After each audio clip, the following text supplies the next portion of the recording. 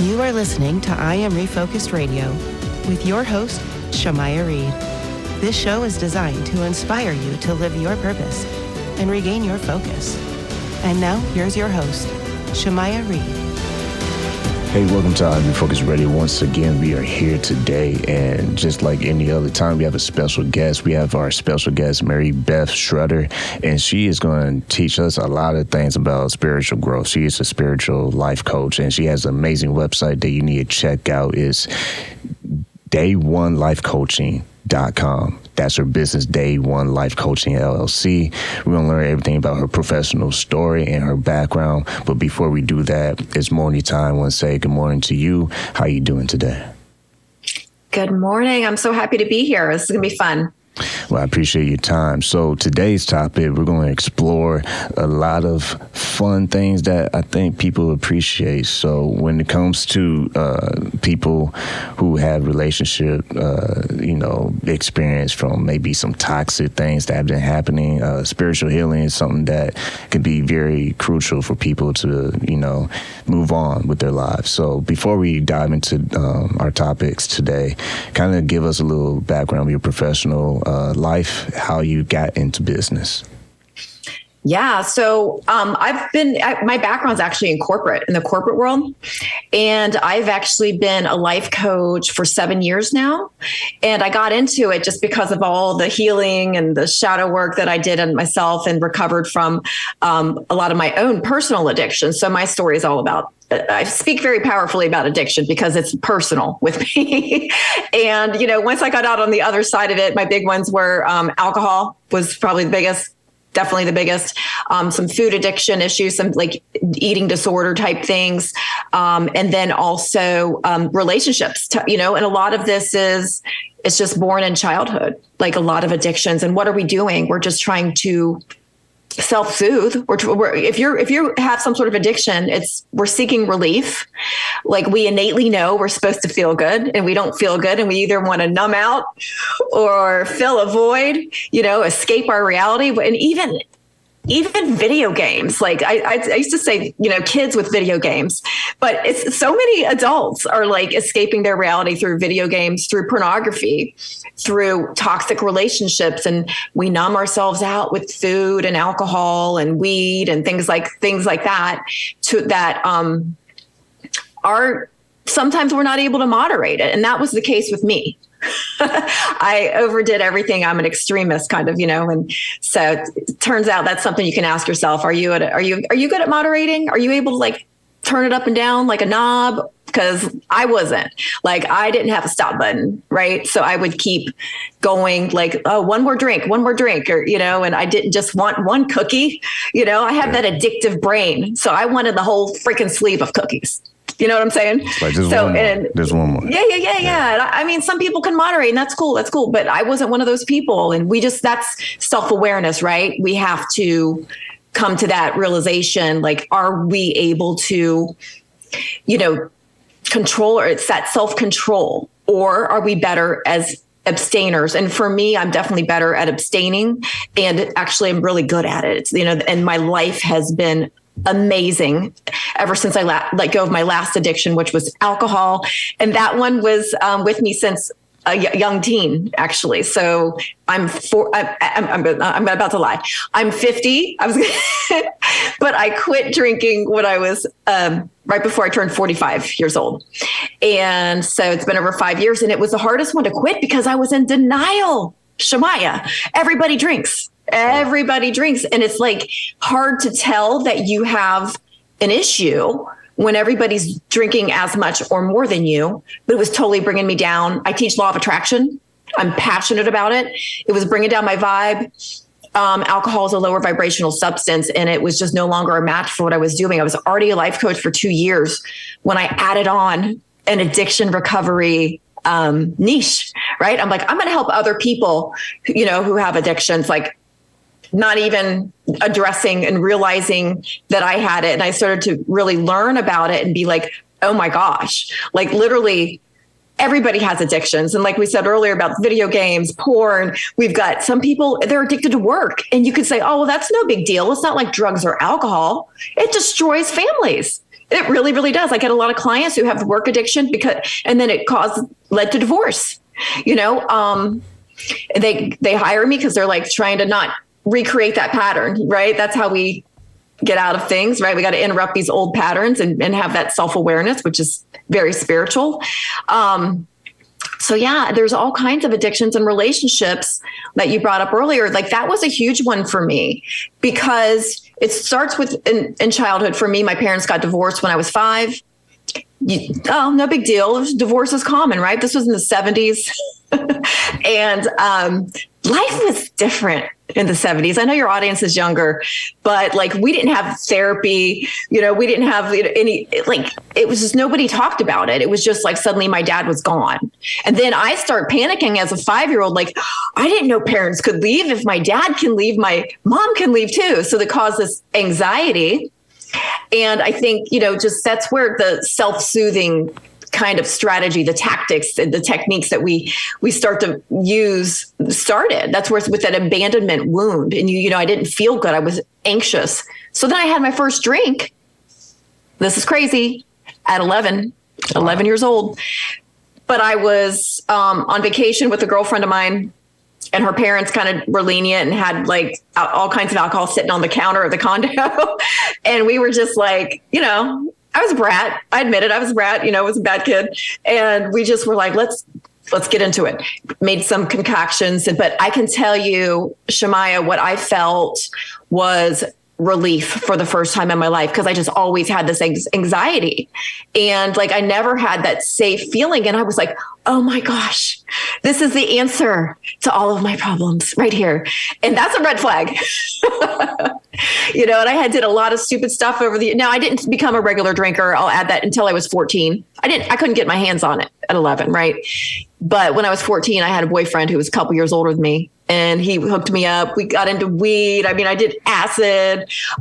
We did ecstasy. This was like everybody, like in my mind, everybody was doing this. Like I didn't really know any straight people that we called them. And I had some bad influences around me. So the one that really stuck though into adulthood was the alcohol. And then that led to making bad decisions with relationships, to bring that back. Because when you're drinking and you're dating, you don't have great judgment. You've got clouded judgment, okay? And people seem fun and they might seem like a match even when they're not, because like I was a fun drinker, so that's also what made it hard to tell I had an issue, because I wasn't like really doing anything so horrible. Like I was having fun. Everybody liked hanging out with me. I wasn't pissing everybody off all the time. It happened now and then, of course, but for the most part, people were like, invite Mary Beth. She's a blast. And I was probably the bad influence on everybody, the one keeping everyone out too late. Right. But yeah, so when we date, we really don't want that clouded judgment. And like what I tell my clients now, because most people are having a struggle in this modern dating world where everyone's swiping and you're just like it's like looking through a catalog, right? And by the way, dating apps in and of themselves can turn into a huge addiction, just like scrolling on your phone on Instagram or whatever social media app addiction. There's a scrolling addiction that's huge, and people waste hours of their day. And so it is a big deal. You got to catch yourself in that. Even I will catch myself, because I have to use my phone for work. Right. And I got to put my phone in a different room. I just have to. But when you're dating these days and you're drinking on the first date, you're not asking the right questions. We really need to vet these people. So you're not wasting their time or your time either. Right. So we got to ask questions. Like I have an acronym for LOVE, which is L is for lifestyle. On our first date, we don't want to wait. We want to ask questions about these important things about lifestyle, because these things do matter later down the road. It doesn't matter if you're in a chemical haze and you're like super attracted to somebody. That's not enough to keep things going. The O in love stands for open heart. So we want to ask questions to make sure that person is open to the same thing you're open to. Are they emotionally available? Are they looking for something casual or something? And that's fine if they are, as long as you are too. But if you want long-term and they're looking for cash, that's not a good match. So you got to ask questions. V is for values. we got to ask like about somebody's values. That's the biggest one. If they have different values than you, that is going to show up big time later down the road. You know, you want to make sure you're on the same page with values. And then E is for expectations, right? So expectations, and that could be like your audience is younger. Like, hey, do you want kids? Like if you don't want kids and I do, that's a problem. Expectations can even be like, where do you want to live later down the road? Like, cause you don't want to marry someone if they have a completely different idea, like, oh, I'm going to retire on the beach. Really? I want to retire in the mountains or in the countries, you know, like I don't want to be at the beach, you know, so I hate hot weather or I hate cold weather. You know, these are like really important conversations to have up front because later down the road, it's going to inevitably be a problem. And when we're drinking alcohol, we're not doing that.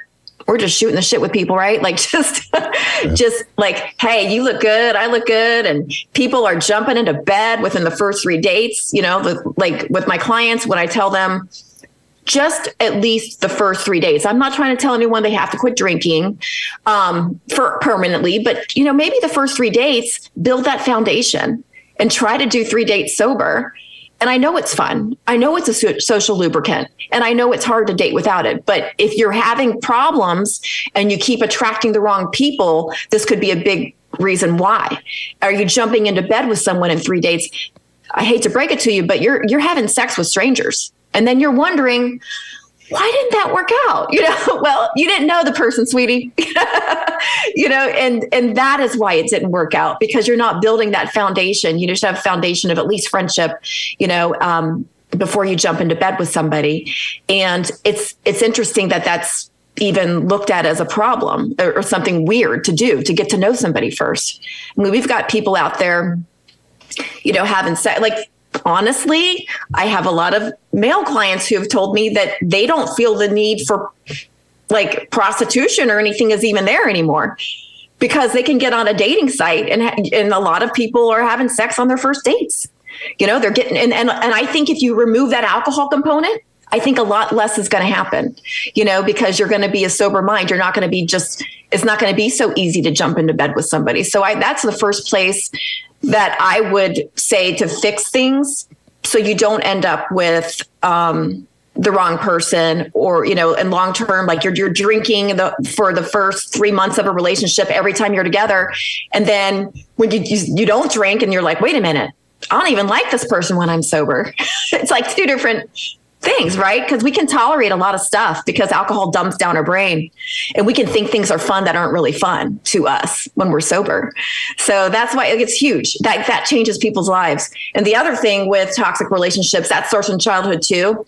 Like my dad was emotionally absent, physically absent. So like for me, like until I went through my shadow work, and shadow work for anyone listening is really going over those old subconscious patterns, like bringing them to your conscious mind. It's all about accepting those rejected parts of ourselves that we're trying to shove down, maybe through addiction and things like that. And that was certainly the case with me. So like, what are we attracted to later in life? Well, we are attracted to a lot of those things from our childhood. It's familiar. It feels good. And we also go into dating with this mindset of, I'm going to get it right this time. This is familiar, this emotional absence, but I can change it. I can change it. We're going to get it right. I can fix this.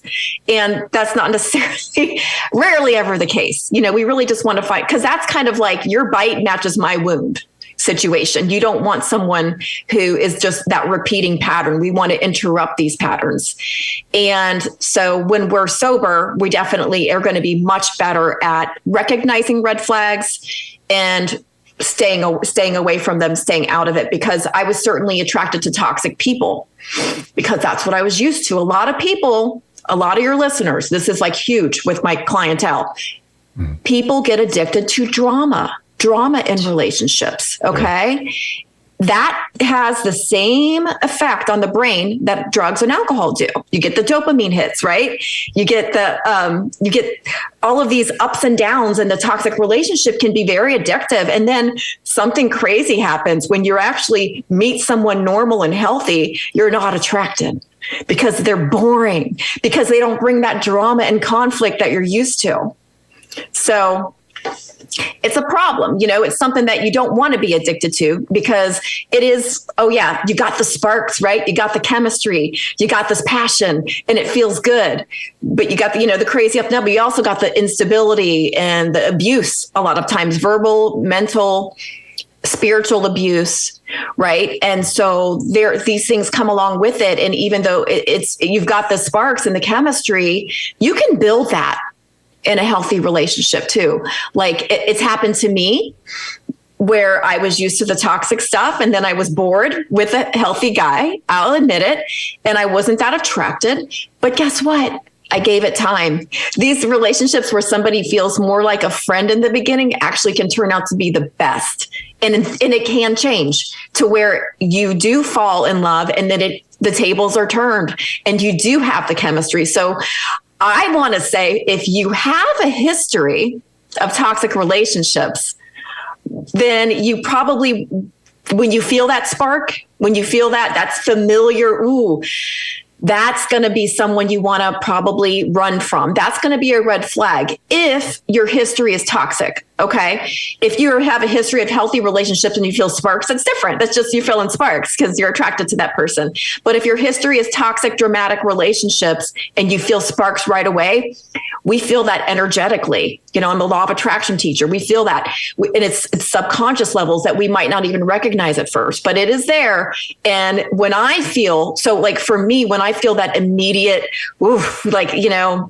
this, passion, that's a bad sign for me. And I step back. I don't run. I'll ask a lot of questions and make sure, but 10 out of 10 times it's been okay. Thank God that I didn't jump into anything with this person because they were showing these toxic patterns of behavior. And I know what questions to ask to vet people, things like that. So I avoid that now. But back in my past, I would have jumped right in, right?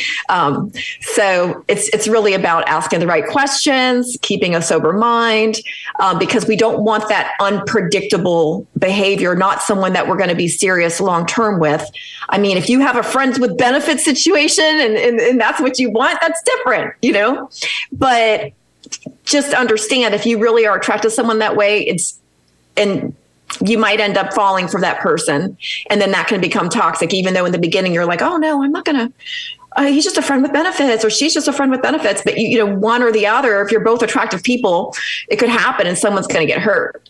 Yeah. So did I answer your question? You definitely and more? You definitely answered that and more. Once again, listen on Refocused Radio and watching Refocused TV, watching Refocused Network, talking to our guest, Mary Beth Schrudder, and go to her website, day1lifecoaching.com. She's the founder CEO of Day One Life Coaching LLC. When you talk about breaking patterns, I think that's key, and that's very important to talk about, because say you are someone who is toxic, but maybe you're toxic because of previous experiences. So it's probably one way of you just protecting yourself.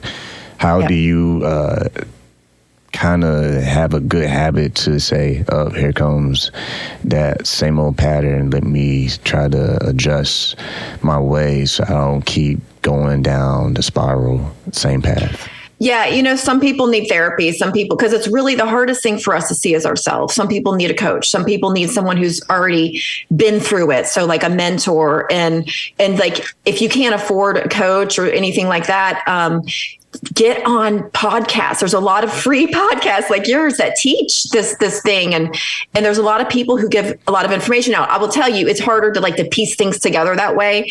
And you want the thing that I offer that is the most helpful is one-on-one coaching. I do offer group coaching, but I can tell you, it's really like you want someone who's able to catch you, because at first it's the hardest thing for us to see as ourselves. It's hard. We could see other people more than ourselves. That's true for all of us. So it is good to have someone one-on-one. Like, I can catch my clients very easily. I'm an intuitive coach, so I can read people really well and catch things that they can't see. They're like, oh my gosh, and it's like, getting a coach is like taking a quantum leap instead of just little baby steps to your goals, right? And healing, because a lot of that's just, it's like, that's what I became, what I needed. That's what I did in life, is I became exactly what I needed, that I didn't have. And I pieced it all together and spent way too many years, doing this work that now I can easily teach, right? But it's only because I've been through it all. And so it really is, it's not the easiest thing, especially doing shadow work, because it is kind of looking at all the parts, like I called it earlier, these parts that we've rejected and shoved down. But we, even though I teach law of attraction, Shamaya, I am not a positive vibes only person. Opposite. Like those feelings are there for a reason. They're there for our guidance. We need to feel our feelings, and they're telling us what next step to take. So don't shove them down. Like that's what I did for years. Shove down those feelings. Those emotions are indicators. And, when you shove down feelings, they still live in your body, and it causes sickness. It causes disease. There's a huge mind-body connection that even traditional doctors are recognizing now. Like think about stress, and when people say, mind-body connection, whatever, that's not true. I mean, just think about sexually. Just think about if a man thinks about a woman and, he's aroused, or, a woman thinks about a man and she gets aroused. That's a mind-body connection. It's silly to say there's no connection. So if you're just think about if you're pushing down these emotions and feelings and trying to numb out with weed or alcohol or whatever your video games, whatever your thing is, those feelings are still there, and you're not really doing yourself any favors, because that is what leads to dis-ease really in the body. And so we really don't want it. This isn't something we want to put off a very long time, because I think there's a lot of cancer, there's a lot of autoimmune, there's a lot of stuff. And a lot of this is because our world's toxic, and our thoughts are toxic. And that's kind of what I feel like I do, is I help people detox their lives in all areas, physically, mentally, spiritually, all the things. And it's just so important these days. But yeah, we can't change anything that we don't acknowledge. Okay. So we can't change any of these patterns unless we just can see it. So sometimes people are very self-aware and self-reflective, and sometimes we need help, and it's okay to ask for help. And there's a lot of books, there's podcasts, like I said, follow people on social media that have been through things that you need to go through. If you don't think coaching's right for you, there's a lot of free resources out there. We discussed earlier about the scroll effect, how that can be addictive as well. But also, when people deal with stress, sometimes they can eat the problems away, or they just... They have a lifestyle where they just have unhealthy eating habits as well, where it can be a lot more junk food than normal.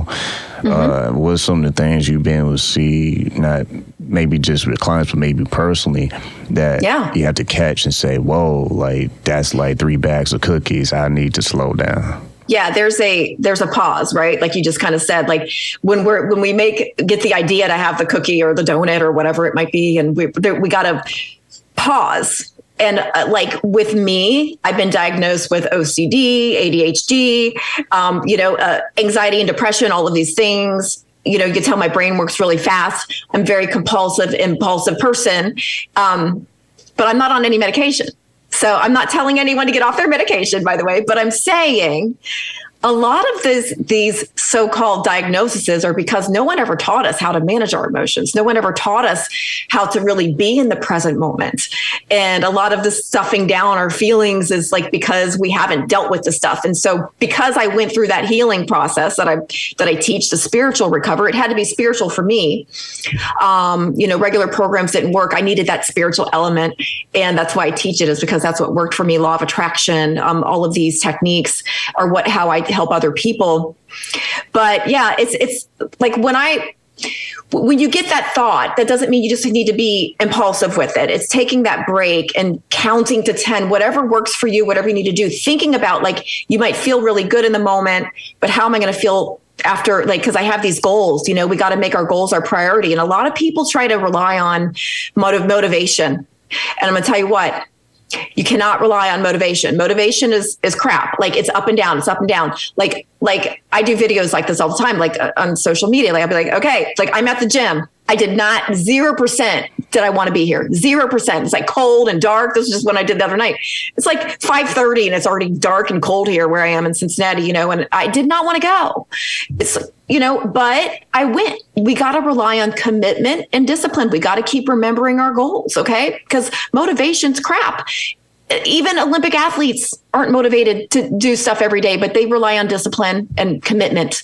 And like, even with when you're hiring a coach, you have to at least be committed that you want to make these changes, because if you're just like motivated that day and you're like, oh, it's going to be fun to hire a coach, that's not going to be a good client for me, because I can't be with you 24/7 to keep you that way. Right.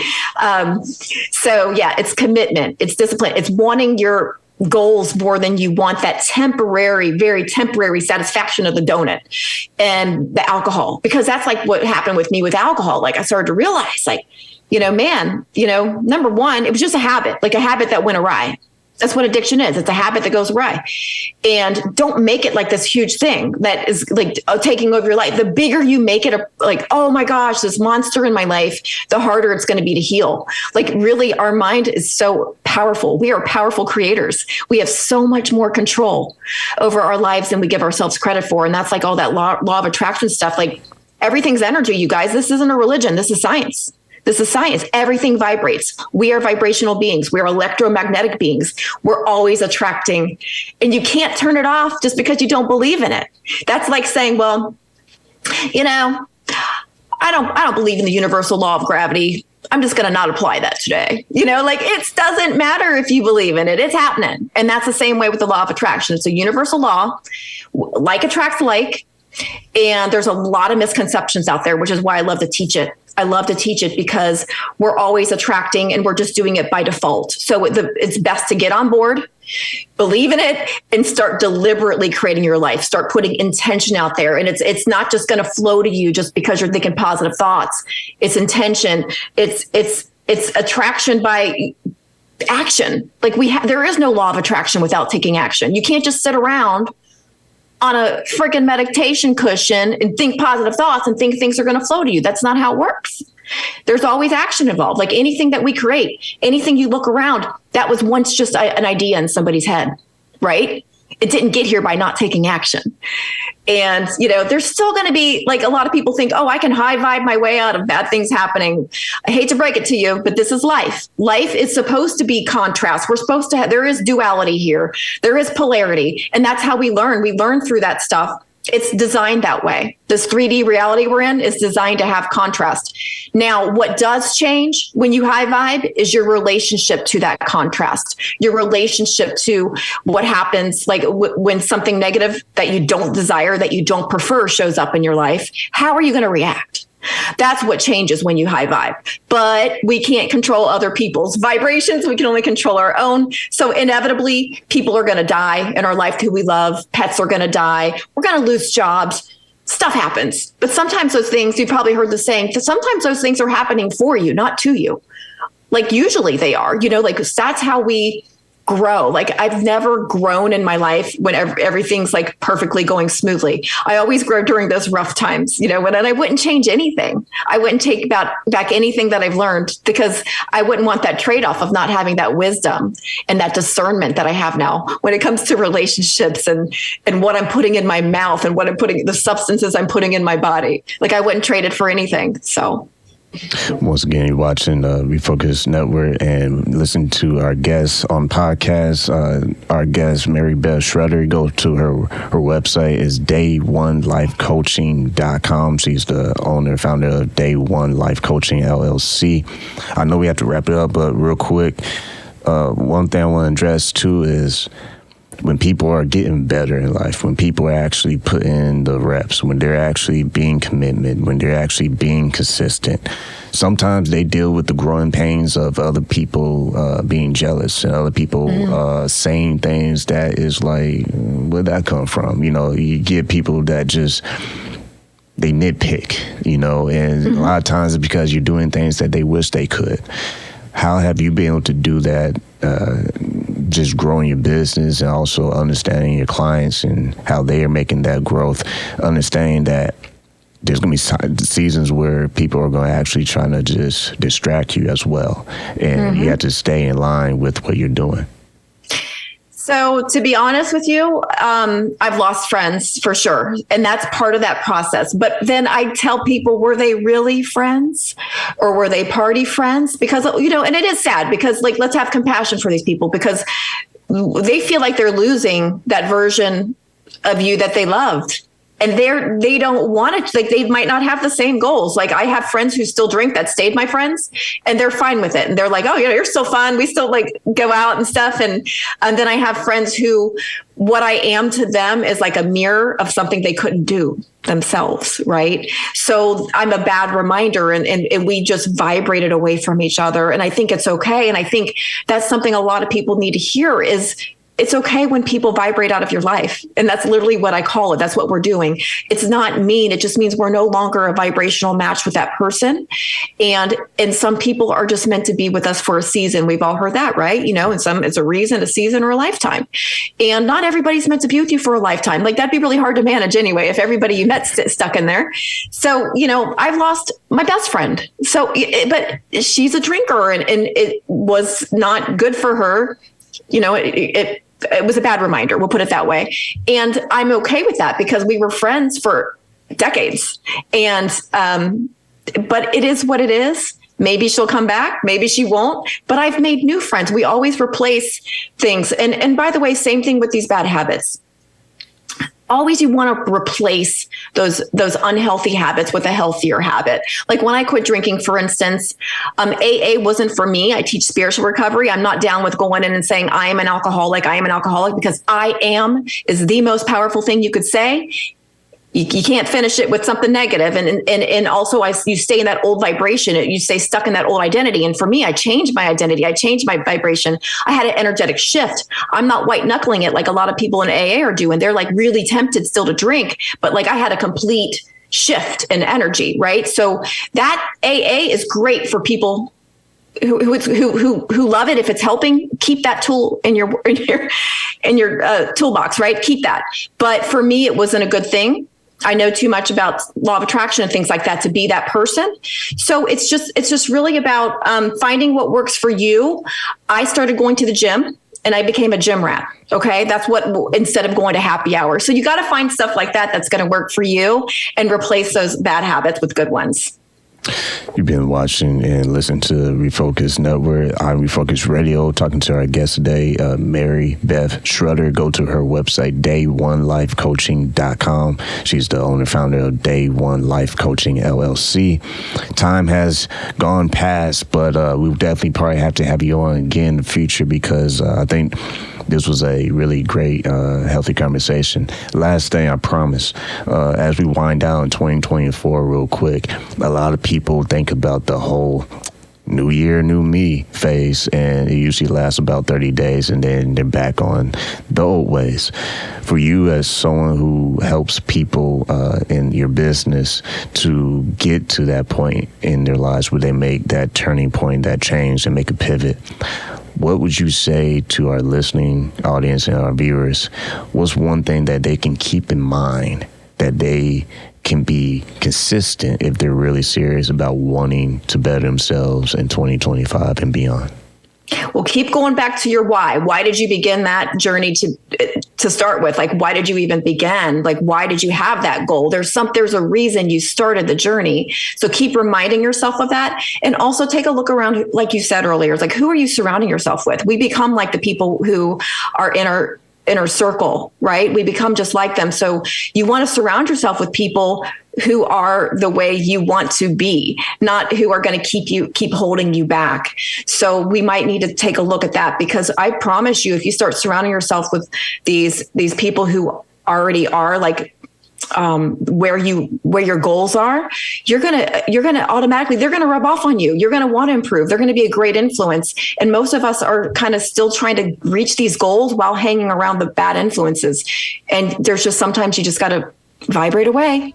I like that. I'm gonna steal that. That's good. I like that, vibrate away. I'm gonna start using that. But once again, we do have to cut it there. But we've been talking to Mary Beth Schrudder. Go to her website, is day1lifecoaching.com. Like always, I want to say thank you for your time. Thank you.